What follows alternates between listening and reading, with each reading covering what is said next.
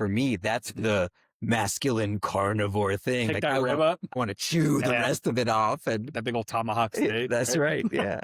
Juices dripping down, right? We're getting a picture of Alex, just juices dripping down his chest, Juices dripping down. big old ribeye in his hand. We now have the title of this episode. There we go. Before we begin, here's a quick disclaimer. This podcast is for informational and entertainment purposes only. It is not a substitute for professional mental health advice, diagnosis, or therapy. Nothing shared on this show should be taken as professional guidance. If you're struggling or feel you may be in crisis, please call 988. Reach out to a qualified mental health professional or someone you trust who can connect you with immediate support, or call 911 for emergencies. Enjoy the show. Welcome, everyone, to the Man Up Together podcast. My name is Alex Peskin, and I'm here with my lifelong friend and co-host, Bobby Jacobs. Today, episode 4, we are going to do another Why Do Men Like This? We're going to look at another movie, The Breakup, and talk about relationships. And then we're going to end with some mistakes, wins, and challenges, as always. So here we go. Before we get into that, one thing that I want to be able to say, first of all, is a huge thank you. It's so cool to see how many people are supporting us, listening to us, connecting with us on Instagram, participating with the mistakes, wins, and challenges, getting their stickers and talking starting to our wives in the carpool lanes. Yeah, and finding other people. Yeah. People that are reaching out from our past. I know we've gotten text messages from people that we haven't talked to in a while. So yeah, I appreciate everybody who's listening and enjoying this, I guess, hopefully enjoying what they're listening to, right? Yeah. So. And I just want to say that the together part of this hits more and more as this is something that I'm engaging in, we're engaging in together. And we do really hope that we can reach a lot of people with this. And so once again, we're so appreciative for the role you all play in this. If you can listen, if you can rate this on your favorite podcasting platform, and then go to your second and third favorite podcasting platform and listen and rate it there. You already heard it. It's fine. Put it on mute. Just keep it rolling. We, all jokes aside, though, we do really want people to find this and want to be accessible and something that feels good for us to have people come be a part of with us. And so we thank you so much for all that you do. Continue sending over those mistakes, wins, and challenges. It's working really great for a lot of people on Instagram. But if you want to connect by email, questions at manuptogetherpodcast.com is the way you can reach us there. And if you want to do something really cool, use some of these conversations, right? Be that together person for someone. If there's someone in your life that is maybe struggling, if you're struggling, that's the whole point of this, right? Reach out to that person that is your together person. Reach out to that person that you want to be your together person. Because I think that comes to exactly what it is we're trying to do. We're not in this alone, right? Life by yourself is really hard, is really challenging, is really scary. So if you have that opportunity to be that together person, if you need a together person, if you've got something you're working through, it doesn't have to be a mistake or a challenge. It's just something you're working through. Let's talk, right? And don't ever hesitate to reach out to those people that are around you that I think can really be that person for you. Yeah. I want to stop you for a second because I want to maybe show another side of what you just brought up. Let's do it. And so this is in real time here, just something that came for me when you were saying that, because one of the main things we talked about early on was people are going to give you a lot of advice. Mm-hmm. And we're not just here to give you advice because that's not why things work out. And so I want to make people actually think really critically about what you just said. Yeah. Because you just said, hey, what if you tried to be the together person with someone in your life, for you, for them, for whatever reason? And if you heard Bobby say that and said, I can do that. What a great idea. I think that brings something so valuable and so important to say, okay, something is bringing me to that point where I can take that action. And I also want to add that if you heard Bobby say that and said, I'm not sure I can do that yet. Yeah. Let's use this also as exactly what we're talking about. Take a second, think about why that didn't feel okay for you yet. Is it something about reaching out to other people? Is it something about vulnerability? Is it something that I can't sit here and think of right now, but something maybe you could know more about yourself if you stop and reflect for a moment? Why is that not something that I think I'm going to do this week? Even though Bobby maybe had a great point to be together and to connect over this, because I think both are great and okay. Yeah, no, I like that a lot. If you heard him say that and now you're called to do it, amazing. This is a great step. And if not, amazing. Now this is another piece of self-awareness you can bring in, and we will continue to do this together with you while you make sense of that, while you continue to figure out what you need to start to personally say, okay, I think I know the thing that's going to bring me out there. I love it. And so I hope it's okay to add that. That's the whole point. I love this. Yeah. Okay. No, I absolutely love it, because it's the reality, right? Not everybody's going to hear the same exact thing. You may want them to, but not everybody's going to hear the same thing, and that's okay, right? And I love that. Yeah, so. And we want people to be ready. Yeah. To seek support and connection and community. That's going to happen when they're ready. Exactly. And so we don't want to shame people by saying, okay, we give you advice and you didn't take it. What the hell? No. Make sense of why that does or doesn't land for you. I love it. Cool. Appreciate you letting me connect with you over that in that way as well. All right.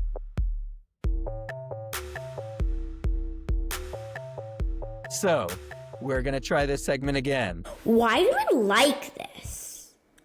For why do men like this week, we're going to talk about meat.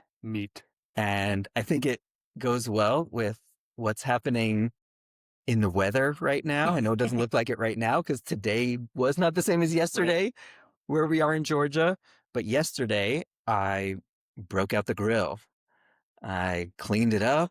I still had some gas in there from last season. So that is the everlasting propane. It seriously is. And we grilled some meat on the grill.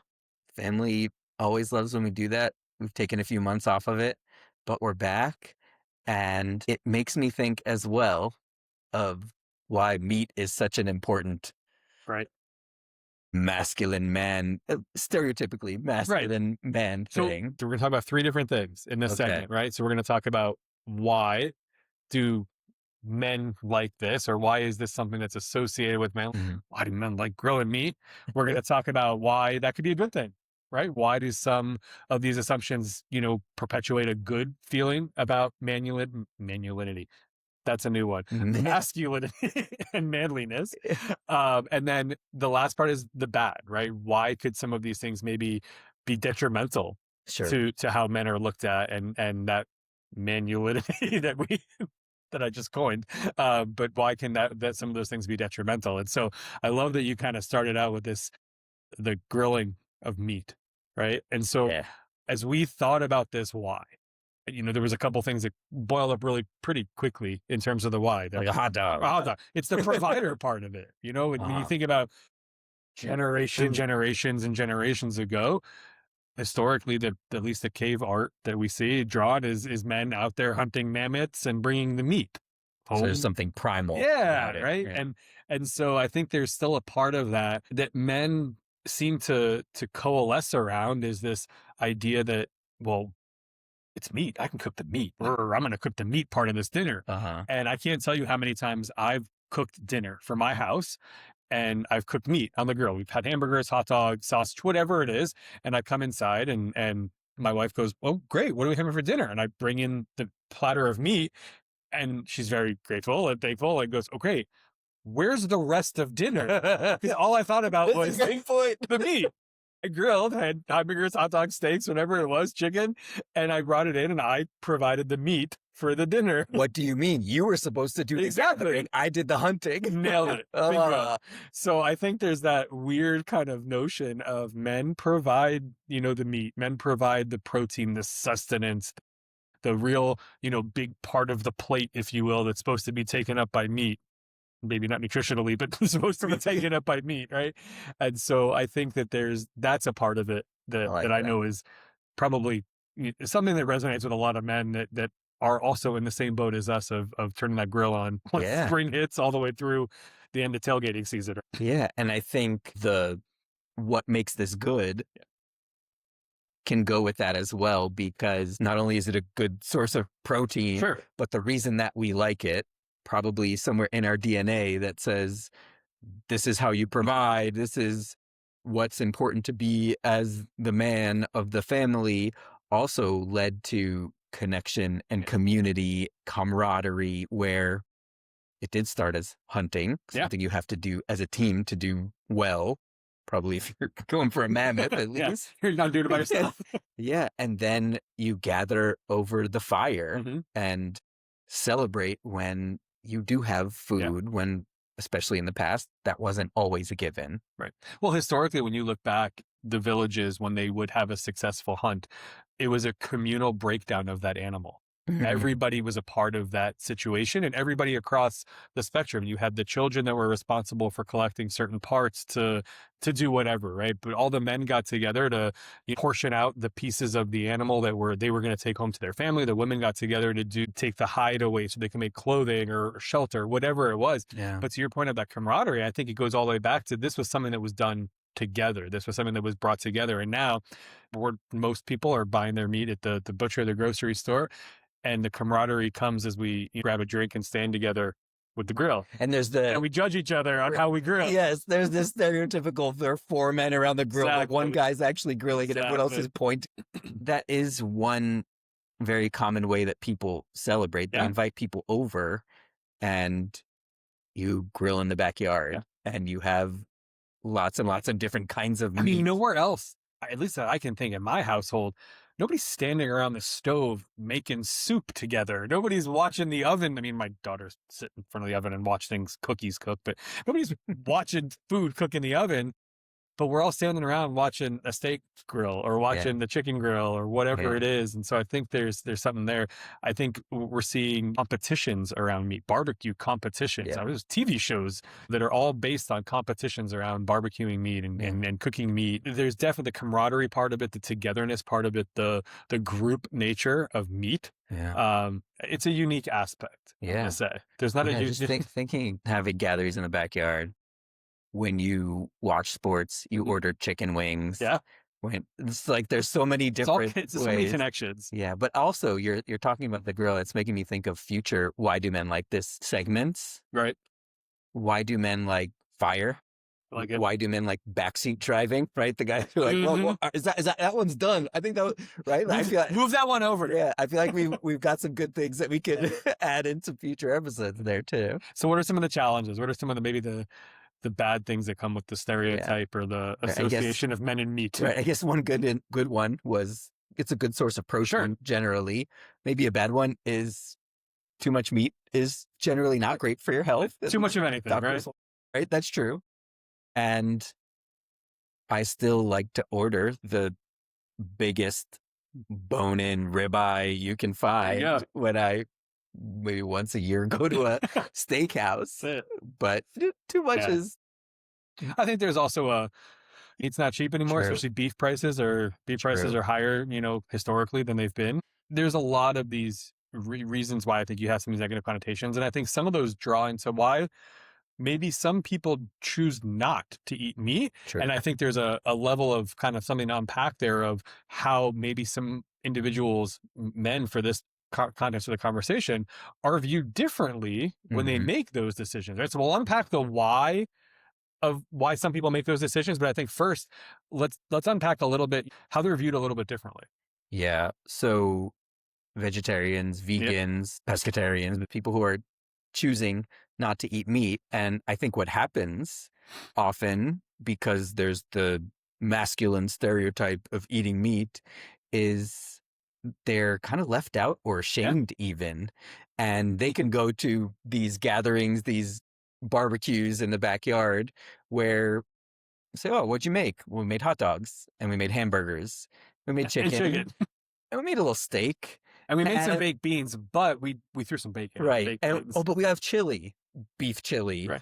Like it's all just going to be meat often. They can eat some coleslaw.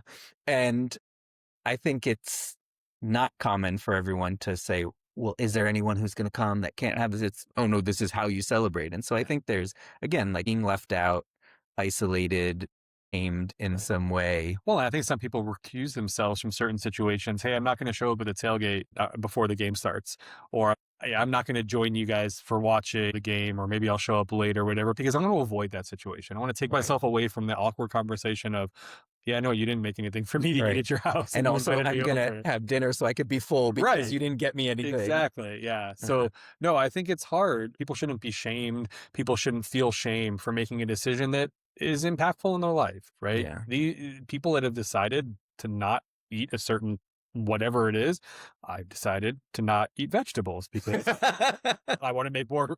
Anyway, but I think you can shame me for that, actually. I think that there's a real reason, behind some of these things. And so is, we talk about some of the reasons people have decided not to eat meat. I think it's, one of the couple of things that I've heard, are health reasons. Like you just said, too much of anything can be a bad thing, some religious reasons why people decide not to eat animals in the past. And so whatever it is, I mean, some people just don't like it. My daughter she eats a hot dog. If I put a steak in front of her, she'll pick the hot dog. Listen, you do you. Go for it. I'm going to pick the steak every day of the week. So yeah, my wife doesn't like meat with bones. Okay. For me, that's the masculine carnivore thing. Pick like that rib up. I want to like cut a little bit off, but then I want to chew the rest of it off. And that big old tomahawk steak. That's right. Yeah. Juices dripping down. Right. We're getting a picture of Alex, just juices dripping down his chest. Juices dripping down. Big old ribeye in his hand. We now have the title of this episode. There we go.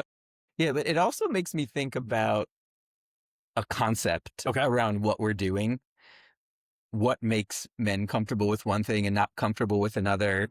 What is masculine? What is strong? What is scarier? Yeah. And I've read a bunch recently about isolation in men. And so I kind of had this thought. I want to ask you two questions and put them next to each other. How many people, Bobby, know your ideal hot dog order? Ooh, okay. All right, that's the first question. How many? How many people know my ideal hot dog order? I mean, I could probably say I trust one person to go to Costco and buy me a hot dog and then bring it home, and I would be okay with it. It's probably one, maybe two people if I think about it, but it's not a lot. That's kind of scary now, actually, I think about it. How many people would you feel comfortable telling your hot dog order? It's like a weird conversation to start off with. But right? If anyone asked you, what is your hot dog order? How much would you hesitate? I would say I have things that are much more personal in my life. You do? Okay. Then I would 100% be much more personal. Right. Things that are much more personal in my hot dog order. I think if somebody asked me, I'd be happy to tell them what it was. Right. I'm so not ashamed of it. Not a lot of people know. Yeah. But not because you're hiding it. Right. Not because you feel ashamed. I kind of see where we're going with this. Yeah. Okay. How many people know your deepest fears or worries in life? I think probably more after we had our second episode where we talked about some of Before we started this, a month ago, how many people? Probably my wife. Probably one person in my life that I would say knew. And to be perfectly honest, I don't know that I would have ever verbalized them to her in that outright way that I would say to her, like, hey, these are the things that scare me, that worry me, that, challenge me. And so very few people. Yeah. And so then the next part of that question would be, how many people would you feel comfortable? I think we kind of know the answer is like, it's not comfortable. It's not comfortable. And that's the point. Yeah. It's not comfortable. And I think for me, if I could think about it, getting to the place where I'd be as comfortable telling someone my deepest fears as I would telling them my hot dog order, that's a challenge. I mean, that would be a hard thing to do. It requires that vulnerability. I think it requires a level of trust that maybe I don't really care if you know my hot dog order. Meat, but safe and easy. I love it. Feelings, fears? Yeah, scary. That one's a little scarier. Yeah, I like it. Are you going to have a better quality life the more people know your hot dog order or know your fears and worries in life. I think that's kind of an easy answer there. And it just makes me think about what it would take for us to do the scarier, more dangerous I like that thing that people might call weakness, but I would very much argue is likely the stronger, braver thing to be able to do. Yeah, I think the vulnerability part of that, we've circled on vulnerability a couple of times as we've talked. I know both on the podcast and then outside of it. Vulnerability is scary, but to me, it's also empowering. It gives you back, I think, a level of power and a level of strength when you are vulnerable with someone, because you are being vulnerable with that person. Yeah. So therefore, you're owning that conversation, you're owning that experience, you're owning that, at least the steps that would come before that next step. So I like that question. I like the kind of, I don't, it's not a mind game, right? But it's a circular type of thinking that allows you to kind of get to a really deep question, for sure. I like that. I'll ask you some follow-ups. It's almost like you're a therapist or something. No. Yeah, well, let's follow up on this later in the episode. Perfect. All right. So that was Why Do Men Like This?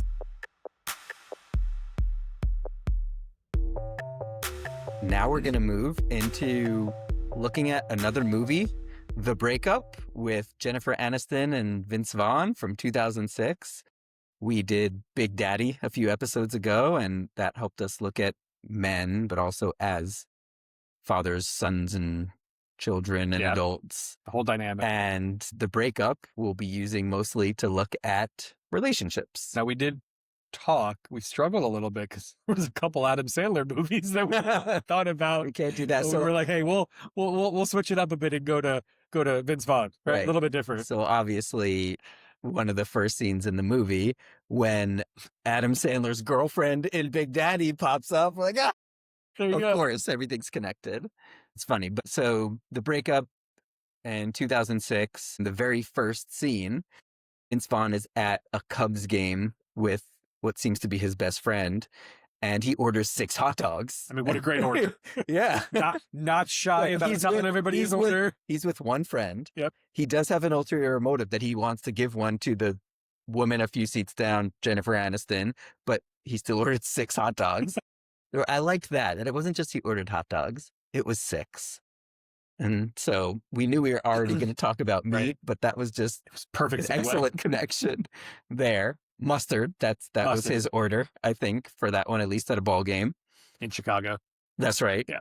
And he was doing it in some way because, he saw this woman. He then is very forward, direct, pushy. Aggressive, I think, is a good word, as he tries to show that he's interested in this woman. Yep.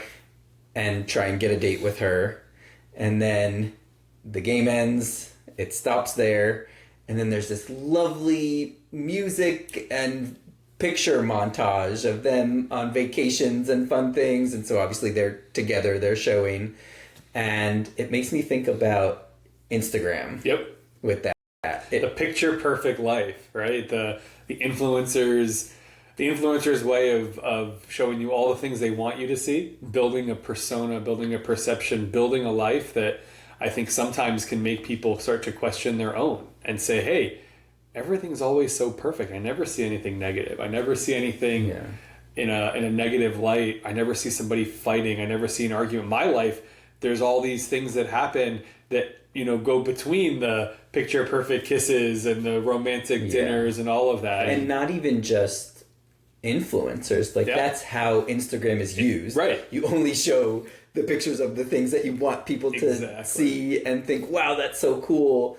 And only you really then know the reality of your relationship, the challenging moments, the painful moments. And if you're comparing that to the fantasy curated experience, it does cause challenge for a lot of people to feel good about what they have, and probably to feel safe to share some of the challenges they go through, because there's not this signal out there that's saying we're all going through that, even though the reality is we're all going through these things.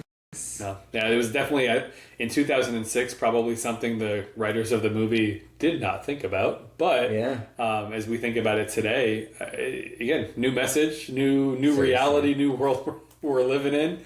And again, I think it helps you to stop and think about what people are seeing versus what the reality is in life. Yeah. It's hard to sometimes take a step back and zoom out from that picture and what else is going on in that life, in that timeline, and so forth. So. Right, and that works really well with this movie. Right. Because right after montage, they jump forward, they're living in an apartment together.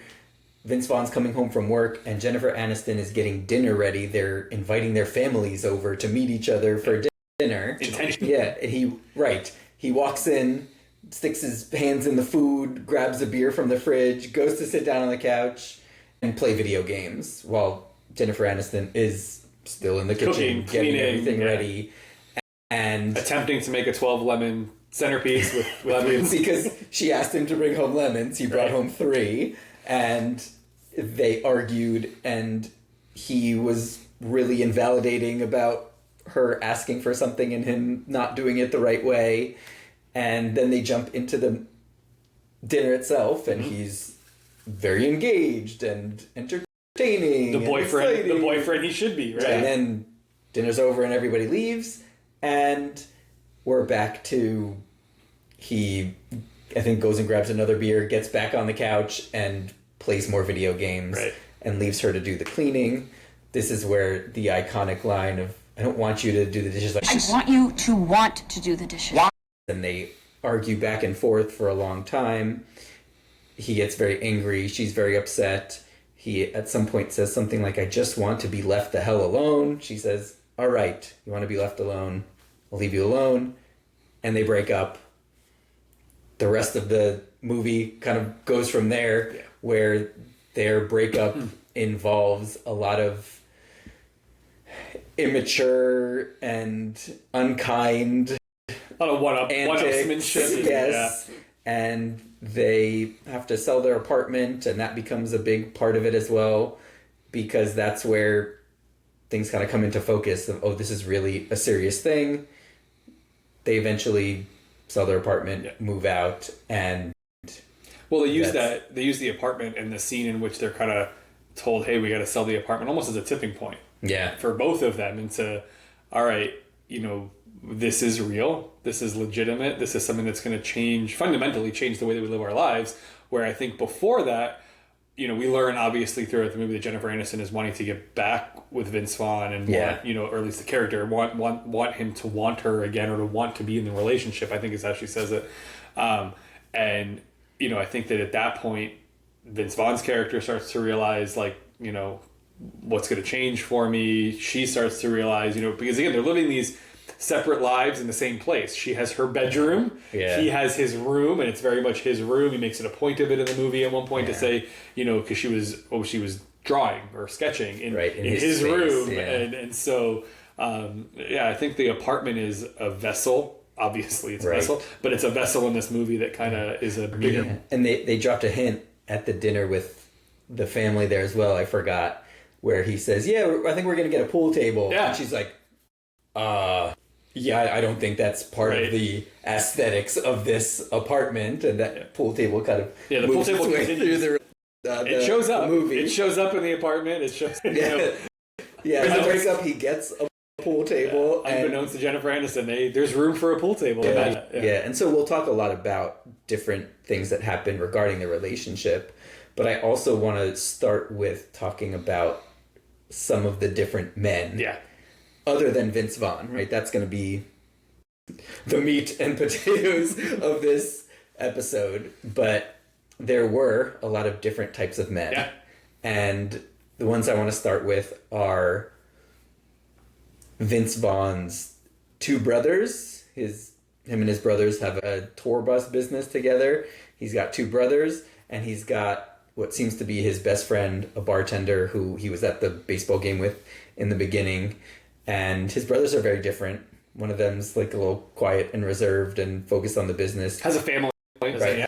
Has a family. Hear about his kids. Yep. Yeah. The other brother there's a scene where he's trying to make him feel better after the breakup and takes him to a club that he said the music isn't good and the drinks are overpriced and this and that, but he's there for a very specific reason because there are lots of good-looking women there. Right.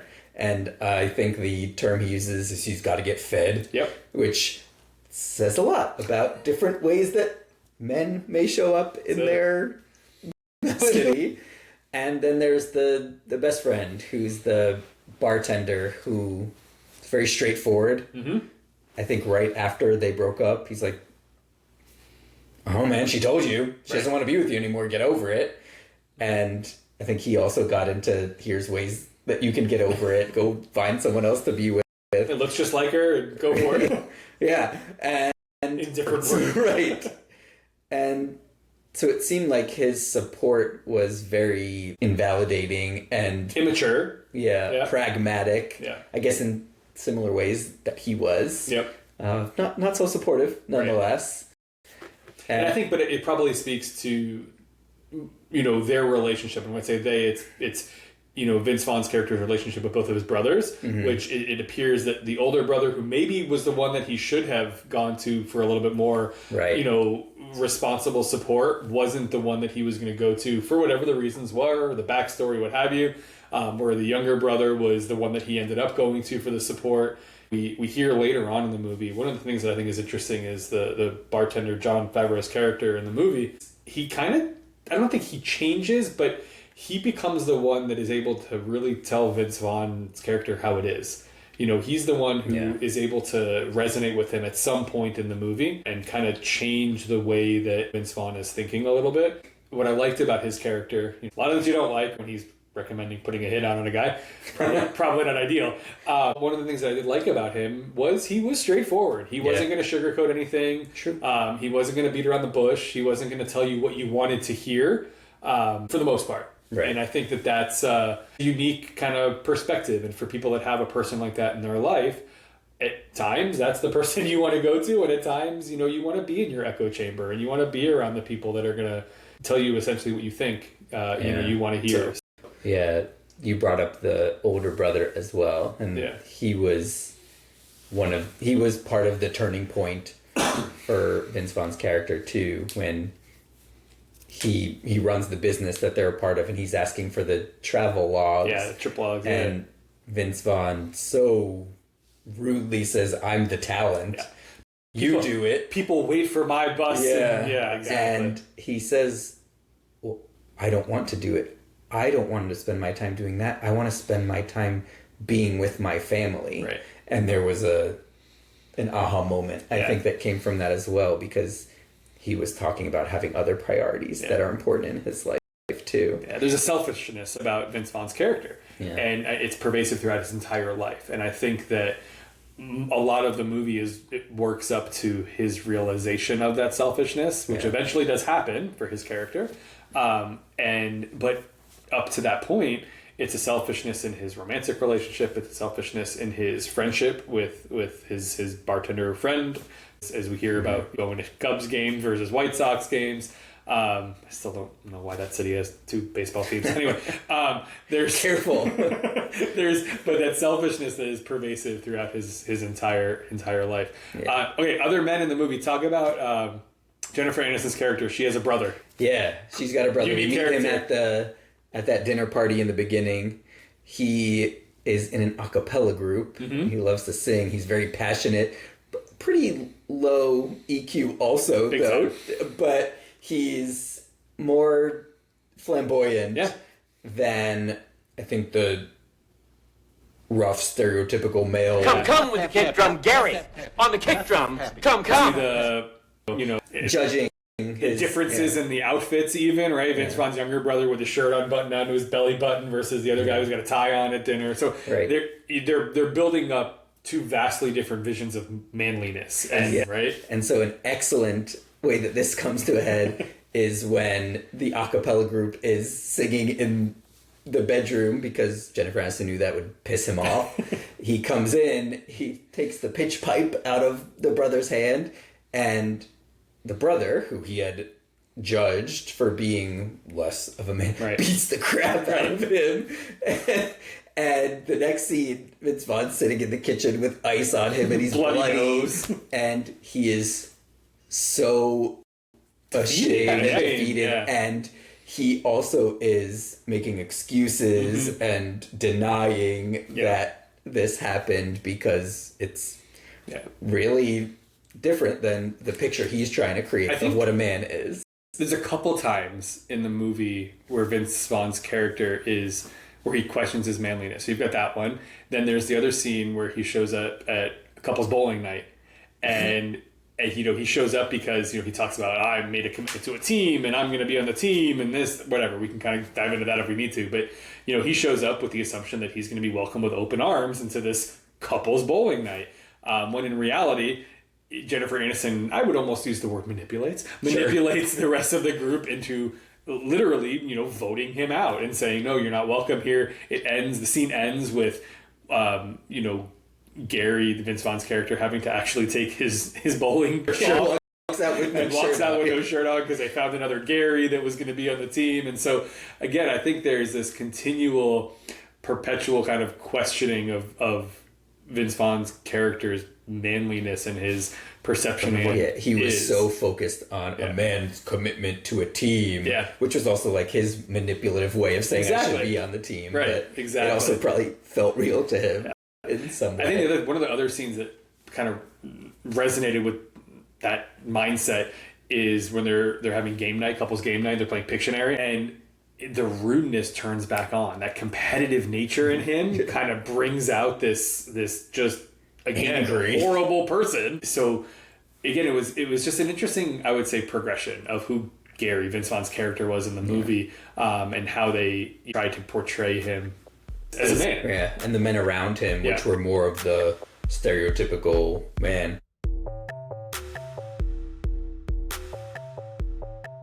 There was also another group of men that I think could be good to look at. Jennifer Aniston, one of the ways that she was unsuccessfully trying to save we'll get more to that, was to bring men around. Yeah. And there were 3 different men that she brought around. The first one, I'm sure most people have seen Vince Vaughn, but he's huge. And the first guy he brought around, famously so, right, was a pretty small guy, especially compared to him. But then Jennifer Aniston and this guy are at dinner, and he's trying to play up being cool. He's an accountant. He keeps saying, in the biz, we call it this. I found that funny. She gets into the Porsche. They go to the fancy restaurant. Right. They actually said the name of the restaurant that I don't remember. But also, Vince Vaughn told him to order apple martinis to get her loose. And he literally did that at the dinner. And she's like, "Yeah, I gotta go." Yeah. And then she did the whole phone call, right? And so she tried a little bit differently with the next guy. She found a taller, good-looking guy to come in, and she thought she was being tricky. Yeah, she was going to hit the other side of trying to go finish getting ready. You stay here. And so she comes back out of her room maybe 10 minutes later, and Vince Vaughn and this guy are playing video games, and she's like, "All right, I'm ready to go." He's like, "We got to finish the game." And it looks like they do like a montage where it looks like they're playing for a long time after. And then I think Jennifer Aniston's character in this, and the other gentleman who she brings home, they have a conversation where he talks about how cool of a guy Vince Vaughn's character is and how wonderful that experience was. And again, didn't probably use. Well, I think in the taxi he starts doing that, and she's like, "Oh, let me out." Yeah. And I think he rolls the window down. He says, "Give Gary my number," or something like that.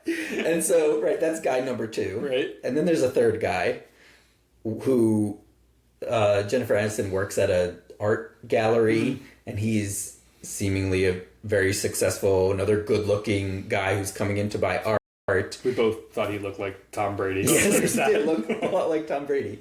And when he did ask her out, she wasn't in a place to say yes, right? There were these like first guys who she's trying to make him jealous with, and then a guy who maybe is a little more confident. Dare we say maybe the right guy for the situation, right? Right. Yeah. Who, From the outside perspective. Right. Similar interests because he's buying art. She's works at an art gallery, and she wasn't available for that. And it was interesting to show the three very different. Well, I think she was attempting a very specific thing, right? She was attempting to cause jealousy that would result in behavior change to Vince Vaughn, and I think that she realized that at first it didn't happen X way. It didn't happen, with he won't be jealous of the rich guy, the rich successful guy. He's not going to be jealous of the good-looking guy, and then maybe he would have been jealous, and I think we see at the end of the movie he is jealous of. It wasn't even a date. Right, yeah. What wasn't even a date, it was to buy the piece of wood that was hanging in their apartment. So she tried.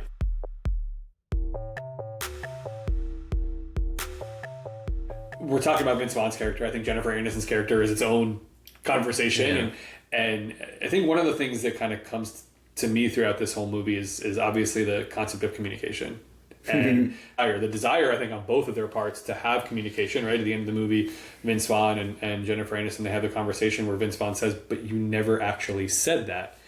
And then there's the other part of communication where Vince Vaughn's character didn't communicate at all in the relationship. So yeah, we see so clearly that their style of communication, and we don't know how long the relationship was, but this is at the end of the relationship. However long where she is very critical and short and blaming of him, and he is so invalidating and kind of pushing away any emotional experience she's wanting to have and just defending himself. And I think the other thing too, he uses humor, and I think humor is a part of his persona, right? He uses humor in the tour guide business. That's his thing, right? He uses humor, and it's probably an escape and safety mechanism for him. I know for me, I'm not good at it. I try to use humor every so often to, make myself feel more comfortable, and it makes everybody else feel less comfortable. But hey, ooh, that's true. It's fine.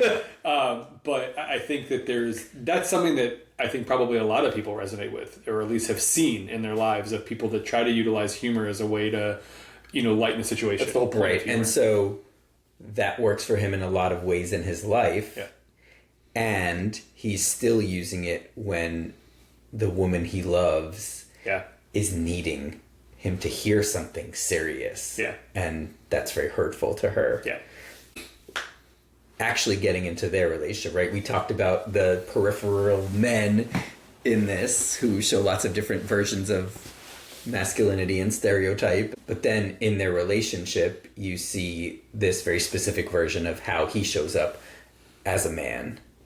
And it makes me think about a concept in relationships that we talk about in couples therapy where oftentimes you can identify the two partners in a relationship as a pursuer or a withdrawer. Okay.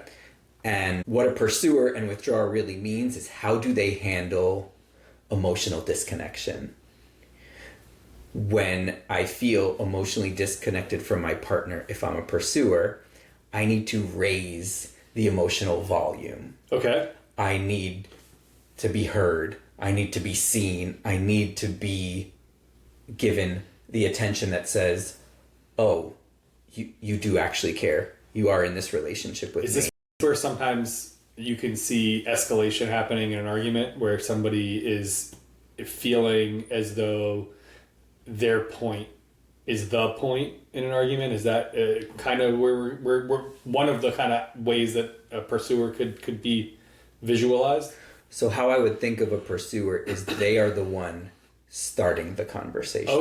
Okay. They are the one who has a complaint and wants to be heard. Gotcha. Wants it to be here's my up. grievance, you're going to do it. Exactly. Yeah.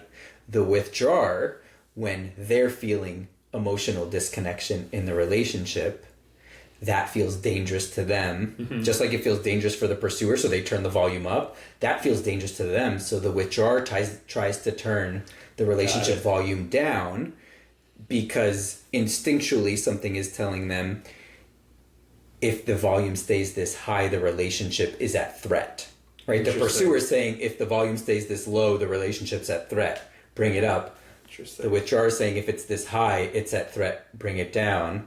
Where they would be more common to be someone who says, if we're not talking about it, that means everything's okay. Okay, I got a question for you. Mm-hmm. You're a therapist. Does every relationship have a pursuer and a withdrawer? Can you have one of each, or can you have two of both? I'm just curious. You got me thinking. That's a really good point.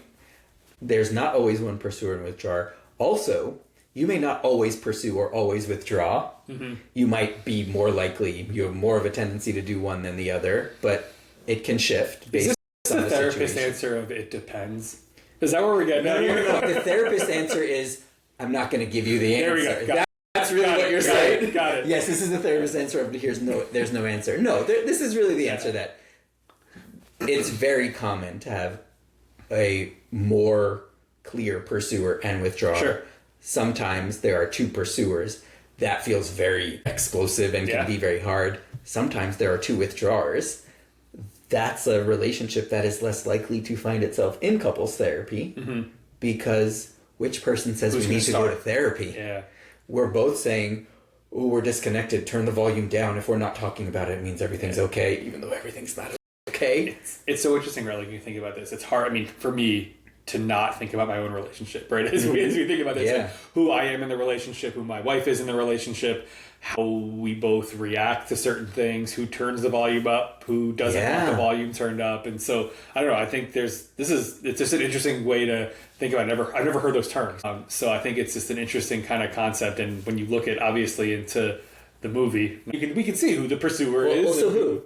I mean, from my perspective, the not trained one, I think the pursuer, you would say, oh, it's Gary, but I mean, I'm going to call Jennifer Aniston the pursuer because she's the one who approached him about what she wanted. She's the one who said the relationship's over. And while for me, I may think, well, initially Vince Vaughn is because he's turning the actual literal volume up. He actually is withdrawing. And he's not recognizing, he's not seeing that. So I don't know if that's the right answer. You actually nailed it. And I think, especially even therapists, where we will get caught is we will try and find a shortcut. Mm-hmm. And so if you're louder... I was just going to ask, is the louder person always the pursuer? You say, oh, that's the pursuer. Yeah. But no, it's not, are you turning the volume up or down? It's, are you turning the emotional volume up or down? And so you nailed it there. Love that. Because Jennifer Aniston is saying, I need to talk about something that matters. I don't feel like you care about me, like you prioritize me. He's getting loud, but everything he's doing is invalidating emotion, trying to move out of it, trying to move into, I provide, because of the work that I do. He makes a joke about sex. Right. He takes it out of that emotional space. Yeah. He's always joking. He's always talking a lot, which he's veering away really from getting stuck in it. So that was good. Nailed it there. She also is becoming, just to go a little deeper with the concept here, a burnt out pursuer. Okay. Because, again, we don't know how long the relationship was, but she's probably been pursuing and pursuing and pursuing, and he's been withdrawing and pushing away and invalidating emotion for so long that when she breaks up with him, she's likely been in a space where it's felt like it's time to break up for a while and just kind of waiting for that tip over the edge. So maybe that's a part of as well why one of her tactics to try and get him back is by making him jealous and not being open and not being direct with him. Well, I think that was the part that I was going to get to. You talk about this burnt out pursuer, and I think sometimes, okay, well, is she burnt out because he's continually withdrawing, or is she burnt out because the method by which she's trying to go about that pursuing isn't resonating with him? And I think maybe it's probably a mixture of both. We go back to that communication part of it, where Vince Vaughn was looking for a very straightforward communicator. I want XYZ, period. End of statement. Or he even says in the movie. I think what he really wanted is someone to just be okay with everything. Everything. True, right? So as I think about my relationship, I have an analytical mind. I'm a very black and white person, and I don't exist in shades of gray a lot. And I know that challenges my relationship every so often, because then the world lives in shades of gray. And so as I think about the communication, the pursuer, the withdrawer, the burnt out nature of it, I think all of those kind of concepts, for me, come back to, if you're going to have the courage to have that conversation. You're going to put yourself out there to have that conversation.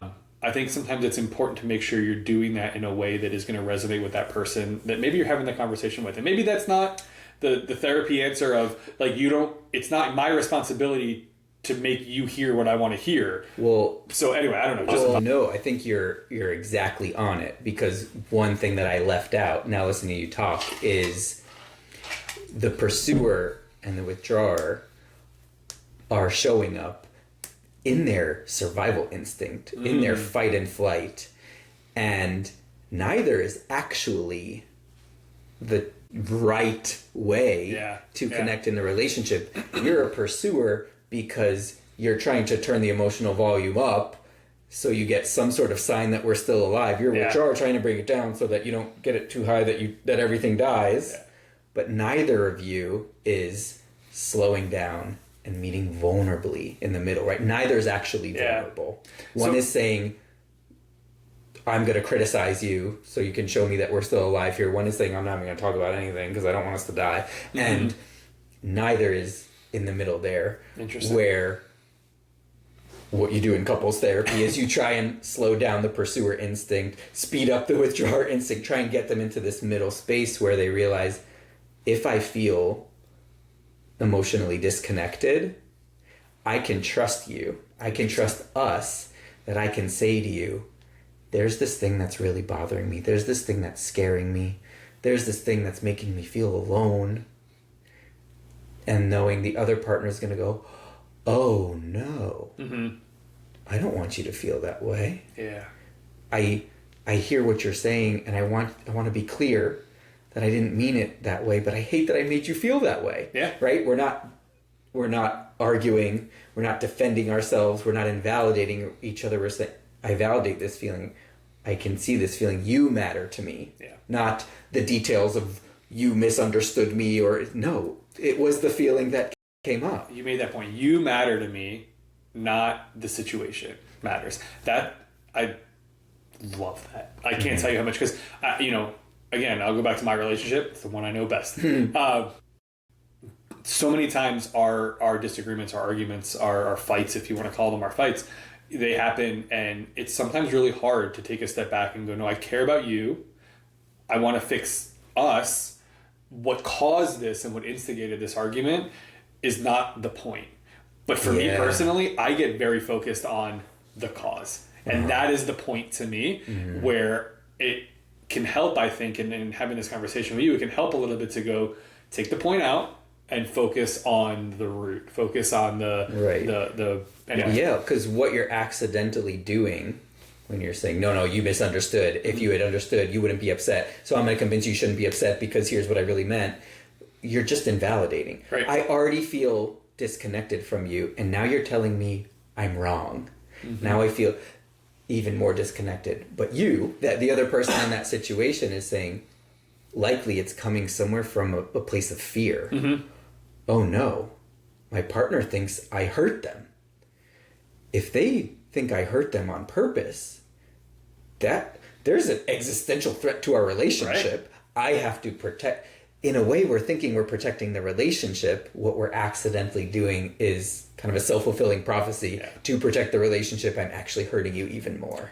I think it's a human nature thing of we do what we do because we're scared of something.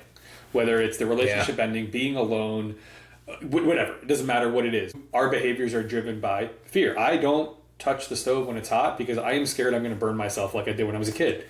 I don't maybe bring up a challenge that I'm having with my wife because I'm scared of the argument that may come from it. Yeah. Now, yes, it's probably smart not to touch the stove when it's hot because you learn that it's going to burn you. But that fear maybe doesn't necessarily drive you to the best end decision that you're going to make. I should have that conversation with my wife. It scares me.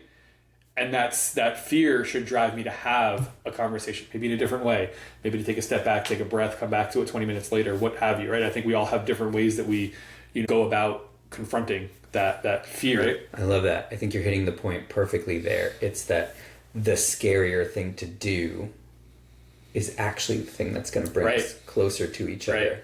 We're talking about man up. Man up means rub some dirt on it, suck it up, go figure it out alone. Yourself. Man up together. The point is be together. I think be brave. Be brave. Be vulnerable. Vulnerable. Right? Because, it's vulnerable versus weak, right? Man up says don't be weak, don't be vulnerable. Right. Being man up together, be brave. Yeah. Be vulnerable. Actually say out loud, what are the things Jennifer Aniston brought up? Say out loud, I want you to show me that I matter. I want you to spend time with me because you love me, not because you love the thing that we would be doing together. Yeah. And in some ways she said that, but again, like the end of the relationship, she's having a hard time being vulnerable, likely because she's so hurt from all the years of that, and he's having a hard time hearing it because he's so protective of what's best for him. We find out how selfish he is, not just in that relationship, but in all of his relationships, in his business with his brothers, in the baseball games he goes to with his friend, all of it. And so he's having a hard time hearing that message of the relationship mattering means you stop looking at the details, right? Like you were saying before, you have a hard time focusing on the relationship part of it and you want to go into the details. I want to tell you that I was right about that argument. Hell yeah. It doesn't matter. That argument doesn't matter at the end of the day. And he's saying, well, I don't want to go to the ballet because I hate the ballet. She's not saying go to the ballet. She's not actually saying do the dishes. She's saying send me messages that I'm a priority to you. I matter to you. You care how I'm impacted by the world around me and especially by you as my partner. And they are completely losing that, especially in this movie, because they're so focused on keeping the apartment and they're focused on making each other jealous or tit for tat because she's trying to make him jealous. And he talks about at the end, he says, I actually have been having a really hard time all along, but the signals you were sending me were, you're going to date other guys. You don't want me anymore, so I doubled down at a pool table and we played strip poker in the apartment and I ditched you for the concert where you were actually sending an olive branch to me. And I think it's the mixed messages too. Not in any defense of the character that Vince Vaughn was portraying, but he talks about in the beginning of their relationship, Jennifer Aniston's character said, I hate flowers, don't buy me flowers. And then she brings up, bring me flowers. Every woman likes flowers, right? So again, not... They're getting lost in the details for sure there. Yeah. But it's having that proper communication, I think, and having the communication that resonates with both parties in the conversation, I think is a big important part of it. And I think that again, we go into the relationship part of it, the relationship that they had with their other people in their lives, or Jennifer Aniston's best friend, who was her echo chamber. For most of the conversations they had, she was saying what Jennifer Aniston, her character, she also had some bad advice. Sure. Like, treat him like a child. The person who you are broken up with now treat like a misbehaving child. Yep.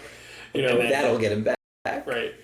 And then at the end of the movie, when Vince Vaughn's character talks to his friend who really helps him to realize that this selfishness that caused the end of his romantic relationship with Jennifer Aniston was who he was as a person. It was pervasive. It was, have we ever been to a White Sox game? You are the center of attention. Everybody that we hang out with knows you are the life of the party. And I don't think Vince Vaughn's character necessarily recognized that. I don't think he was there to listen.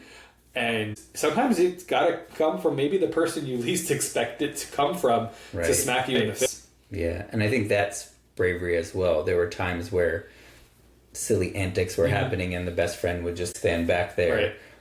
And now he's saying out loud, I got to kind of call not saying out. all of his advice was good. He recommended putting a hit out. But he called him out, right? Exactly. He was able to say something out loud. I love it. It's so clear that in their relationship, the dynamic was not one where it felt safe to reach for each other in a healthy way. So as a therapist, you watch the movie, and when do you wish you could have seen the first glimpses of their relationship as a marriage therapist? When they came to therapy? Yeah. Let's say they were together 5 years. Okay. Probably 4.5 years before the movie would be the perfect time for that. And all jokes aside, the best time to go to therapy is as soon as possible. Yeah. But if she was really burned out and no longer fully engaged for several months before then, it's a few months before that. Yeah. And so I got a question for you. Are there signals, signs, things that maybe as a therapist you would say, in your relationships, watch out for this? Yeah. Not to put you on the spot or anything. That's fine, because I think this whole thing should be seen that way. These are all signals that something is getting in the way from focusing on what really matters in your relationship. Because what really matters in your relationship is, I want to feel safe, to be seen for who I am, and to matter to my partner. And if I'm always being criticized and yelled at and told I'm doing things wrong, I'm not getting that signal. If I'm always trying to tell my partner the things that I need and they keep invalidating me because they're a reactive withdrawer, or literally withdrawing from me because they're a withdrawer who's trying to move fully away from it, I don't feel like I matter. Yeah. And if you are really thinking about these concepts, you're going to see, here's a way where I think I might pursue or withdraw. Again, neither is a tactic that actually brings closeness. Sure. They're just very different ways of maintaining the disconnection. We're triggering each other, which is just moving us farther away. Can I notice that? Because then I notice, something was making me uncomfortable. Is there a way I can share it with my partner where they'll actually hear what I need? Yeah. Actually hear what matters. That's the key point, right? Right. And really the signal is, do we keep getting caught? Yeah. What we do in therapy is we call it the dance that you get caught in, because the same song turns on, right? It could be about the ballet or the dishes, or I'm the provider because of the work that I do, finances, anything. And the same dance comes up because someone more likely pursues, someone more likely withdraws, and we just get stuck invalidating, pushing each other away, disconnecting further. And is there a way to notice why? Why is it scary for me to slow down and say it out loud? Is it because I think if I'm a pursuer, I'm going to be a little more aggressive with my message? I'm criticizing. I'm telling you what you're doing wrong. I'm telling you what needs to be different. Am I afraid that if I take it a notch down, are you going to invalidate me? Are you going to reject me for having needs and for having emotions? And that's scary.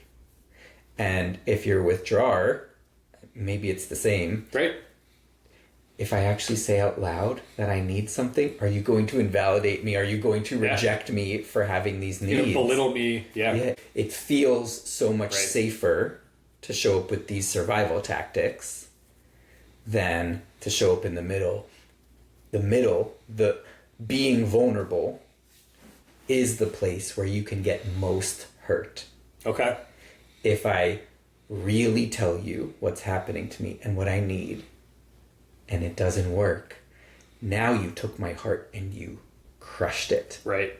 If I just stay in my pursuit or withdraw and you invalidate me, you're just like punching me in my armor. That's one that you got hurt too. You can't control that. Once you've given that, which is why vulnerability is scary. Yeah. Once you've given that vulnerability, what that person does with it is out of your control. Exactly. That's why it's vulnerability. You're right. So scary. Yeah. And so if you give them your heart, they can crush it. They can't crush it if you keep your armor on. Right. Also, but they can. I would push back. I think someone can continue to crush your heart. Ooh, yeah. If you're not going to, you don't have to be vulnerable for someone to tear you down. It takes longer. It takes longer. It takes much longer. Right? You're so right. So I agree with you completely that vulnerability is it makes it easy to take someone and tear them apart, but you can still be broken down over the years and over the course of time. And probably that's actually the more painful part of it, because 1,000 cuts. Exactly. That's what happened in this relationship in the movie, probably. That there wasn't one big thing. Like she was hurt over and over. Exactly. He was criticized over and over in these non-vulnerable ways, and it destroyed the relationship. Where, again, if you're vulnerable, you have the chance to be so hurt. Maybe you're learning something important about your partner if you give them your heart and they crush it. Right. Also, when you're vulnerable, that's the only opportunity you have to realize that when I give my partner my heart, they go, ooh, let me be careful with that. Right. Let me show you how much you matter to me. I heard you because you were clear and soft and emotional with me. I know what you're going through. It actually touched a part of my heart because of how much I care about you. Yeah. I'm here with you. Tell me more. I don't want you to hurt anymore. Being vulnerable, yes, it is the way to get hurt the quickest. Right. But it is the only way to realize this person isn't going to hurt me. They're my partner. That's it. Yeah. I love that message. So to wrap up this segment, the relationship part, one of the things that we talked about, I personally love the ambiguity in the way the movie ended. Right? They meet each other at the end of the movie. So the movie ends. Jennifer Aniston's character has traveled Europe. She went on a trip to find herself, essentially. Vince Vaughn's character has matured through his career and supposedly his personal life. And they see each other. And Vince Vaughn's character calls out to her on the street. What was great about it was the movie didn't end in the predictable, hey, let's get a drink and get back together. Or here's my girlfriend. I'd like to introduce you. Let's have a really awkward moment on the streets of Chicago. Yeah. They walk away. They turn back to each other. They give each other a wink. I think Vince Vaughn actually winks. I didn't notice that. Jennifer Aniston. And the movie ends. And I think that to me, I love the way that it ended because it gives you that opportunity to make it whatever ending you want it to be. And you don't have to go with their cliche. Exactly. Either way. Exactly. So anyway, I love this conversation. We all have relationships in our lives, whether it's a romantic relationship, whether it's a friendship relationship, whether it's a parenting relationship, whether it's a relationship with your guinea pig. I don't care. I think that relationships are pervasive and they're hard. They take work. And I think that my opinion, the best relationships are the ones that you work the hardest at. I enjoyed just thinking about it through that lens of a movie that you maybe, let's talk about relationships. Great. One where they break up 5 minutes in. Yeah. Right? So fast. I didn't realize that either. But I think it does show us a lot, right? The pool table thing, to bring it all the way back around when they actually do start to soften with each other but realize it was too late. Yeah. She was too burned out. He didn't catch the signals quick enough. She still comes back around at the end too when there's no more stake in the game here. She says, had we gotten a smaller couch, that pool table could have fit. And you're right. And so there's even a way where they're trying to slow down whatever the relationship becomes after as friends.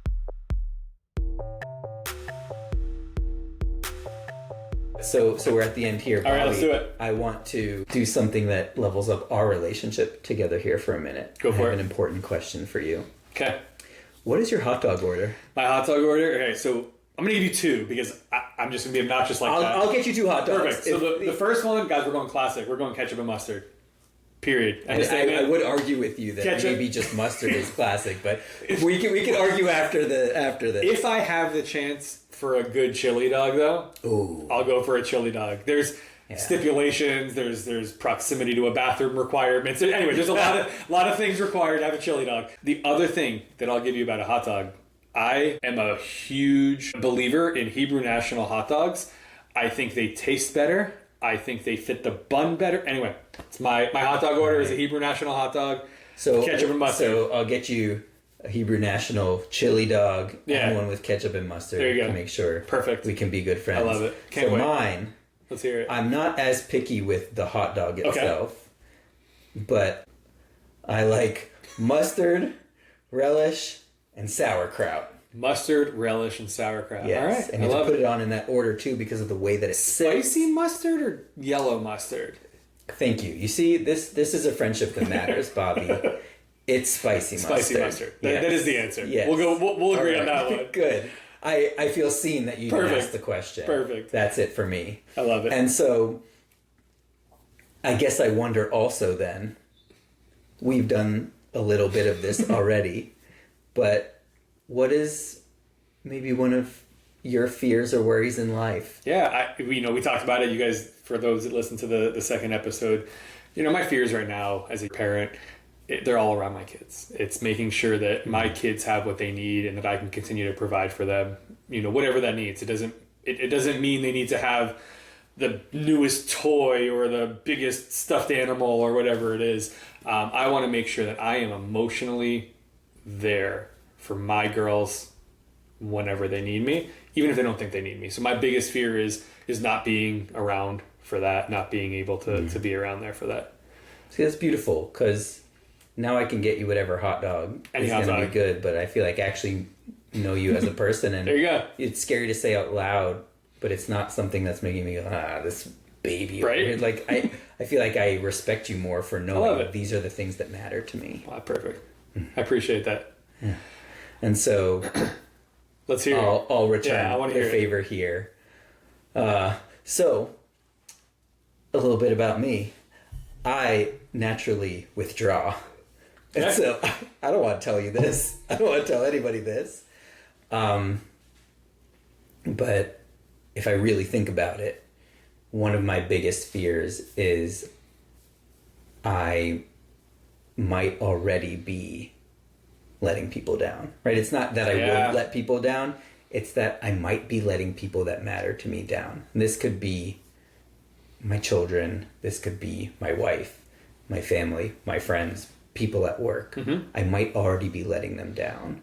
And it's scary because what if I don't know? Yeah. What if they don't tell me and I don't find out until it's too late? But that's a scary one for me. I appreciate that. I appreciate the vulnerability. I appreciate the saying that. It's a hard thing to say because it's a fear of doing something right now, right? Not something that's going to happen in the future, not something that may or may not happen. It's a fear of this precise moment. I may or may not be doing something that is making that fear come true. Yeah. That's hard. I appreciate that. Well, thanks for, you're not letting me down. I'll tell you that right now. Thank you. So yeah, I appreciate that. So with that, let's get into some mistakes, wins, and challenges to wrap the episode up. Again, love the feedback from people. We've gotten really good feedback on Instagram. Like Alex said, if you want to email us questions at Man Up To Their Podcast, that's where you find our email. But let's do mistakes. We got a mistake emailed or sent to us on Instagram. So what was our mistake from our listener? Hannah sent a mistake. There was an important meeting at her child's school that she just completely forgot about and missed. And she brought up that it brought out a lot of parent guilt. Yeah, shame. And shame in her. And one thing I really appreciate about that is being able to be really vulnerable and honest. She completely made a mistake, and it's probably something that feels so important to her. Yep. And it would be very unfair to assume, if you missed that, it's probably not that important to you. That's not how life actually works. That's not how our brains actually work. Right. Sometimes something can really matter, and we just miss. Yeah, two can be true at the same time. Of this is very important to me, and I missed it. Right. And so I appreciate so much the vulnerability in that. And I think being able to say that out loud too says, I want to be careful to maybe be a little lighter on myself when I make a mistake, but I also want to be really careful when I make a mistake to go, I'm going to up the ante on how many reminders I put into my phone and what times and days they go off. Yeah. And Hannah, you're not alone. Thank you. Appreciate the vulnerability, appreciate the response, and keep them coming. We have a few more stickers, so whoever we do sends them out, we're still going to get you one of those stickers. That's it. So speaking of stickers, we have a sticker for someone who sent in a win. So Mark sent in a win about work. And what I thought was really great about what he said was that he got validation from someone in his community about not only what he was doing at his job, but how it was really helping the community that he was living in and how he was improving the overall experience of that community. And so it made him feel good. I appreciate you calling it out. Again, we're going to celebrate wins. That's the whole point of mistakes, wins, and challenges. So celebrate that win, Mark. You deserve it. We're working hard at it. And so appreciate you pulling it together. for a challenge. We actually had a couple of challenges come through. They had a common theme, so go for it. Yeah, so Mike and Ben, we're going to do both of them today because they were very, very similar. Basically, they're both saying, as a father and a husband and a friend and a son and someone who works, there are so many different places that I need to be on, need to put my energy, want to put my energy, want to take care of myself, that the challenge was I want to be intentional about making sense of where my energy can go, who I can give it to, and making sure that some of that is available for me. And I think we talked about this last time, but that idea of put your oxygen mask on before helping others, because if you're laying on the ground, not breathing, doesn't matter who else needs help, that we can burn ourselves out and we can kind of lose that chance to take care of other people if it gets too stressful for us. And so I appreciate that very much, that you guys were able to say, hey, I want to really make sense of how to do what's best for other people, but taking care of myself is probably best for other people and not just myself too. And then the intentionality, right? You know, making the decisions that you make, doing the things that you do with intention.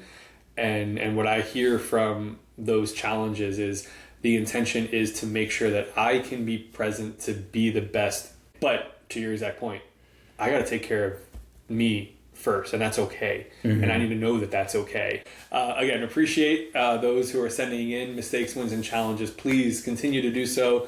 Alex and I can fill this time up with mistakes, wins, and challenges, but I think this resonates more, and I think it just hits home a little more. So if there's a mistake, a win, or challenge in your relationship, kind of going off what we talked about, if there's a mistake, win, or challenge relative to meat, listen, I've made some bad briskets.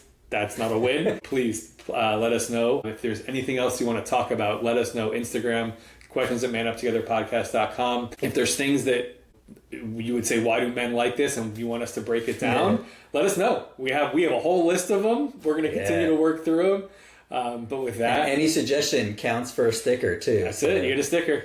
Get that. But keep listening. Share on social media. Rate us on your favorite 3 podcast platforms: Spotify, YouTube, Apple Podcasts. Yes, all 3. It'll be excellent to just get more exposure so more people can see this. And we are so grateful for you, and we look forward to seeing you next week so we can continue to man up together. The Man Up Together podcast was produced and edited by Alex Peskin and Bobby Jacobs. Special thank you to our wives, family, friends, and coworkers who have supported us in so many ways throughout this process. You can find us on Instagram at Man Up Together Podcast. And you can email us at questions@manuptogetherpodcast.com. If you are interested in joining us on this journey, please like, subscribe, and share this with someone you care about. Thank you for listening. See you next week.